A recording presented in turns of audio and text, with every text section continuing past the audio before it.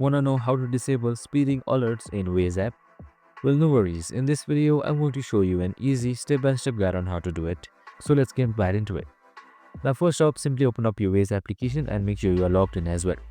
Now on the top left right here, you can see this 3 hamburger icon. Just simply select it, and once you're there, hit towards settings. So make sure you are logged in as well. Now once you're there, since we want to disable speed limit, right here under driving preferences, you can see the speedometer. Just simply select it.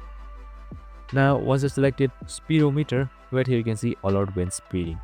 So since you want to disable it, just simply select this disable button. So once you toggle off, it should be showing something gray like this. And that's it. Now it should work. If it doesn't, you can make sure to restart your Waze application to work fully. I hope this video helped. If it did, make sure to like, subscribe and tune in with us for more of these videos. See you in the next one.